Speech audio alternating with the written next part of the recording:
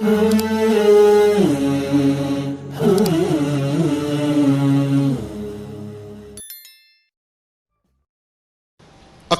جو زمین پہ رہتے ہیں، اس اکثریت کے فیصلوں کے مطابق اگر عمل کیا آپ نے تو اس کا ایک یقینی نتیجہ ہے وہ یہ کہ یضلوک عن سبیل اللہ، اللہ کی راہ سے آپ کو بہکا دیں گے، بھٹکا دیں گے آپ کو۔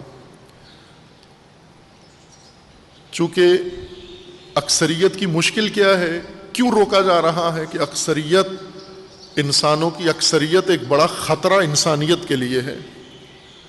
یہ اکثریت میں آ کر جو معیار قرار دیتے ہیں، اکثریت کو پیمانہ قرار دیتے ہیں، اکثریت کس بات پر پیمانہ ہے؟ کون سے علم نے اکثریت کو بنیاد قرار دیا ہے کسی چیز کی تشخیص کے لیے؟ مصلحت کی تشخیص کے لیے، منفعت کی تشخیص کے لیے، حق کی تشخیص کے لیے۔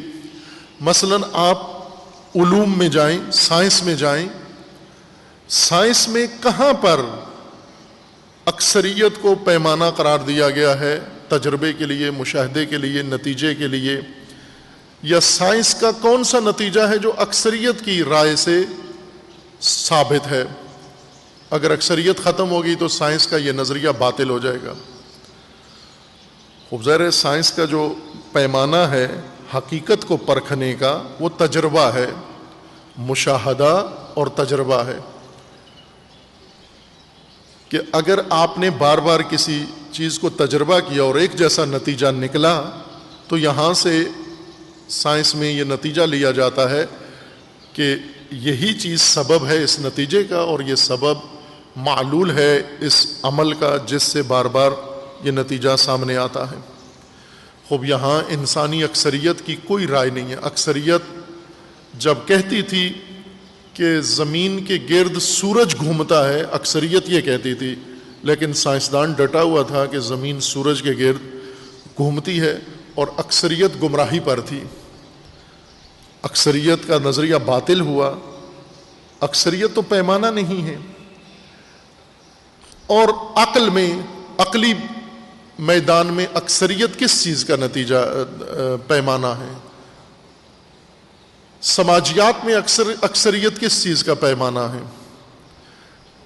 معاشریات میں اکثریت کس چیز کا پیمانہ ہے؟ دین میں اکثریت کو کہاں پیمانہ قرار دیا گیا ہے کہ جب آپ کو بات سمجھ میں نہ آئے، اللہ کا حکم سمجھ میں نہ آئے تو آپ اکثریت کی طرف رجوع کر لیں، یا جب آپ نے ملک و قوم کے تقدیر کے فیصلے کرنے ہیں تو آپ اکثریت سے پوچھ لیں۔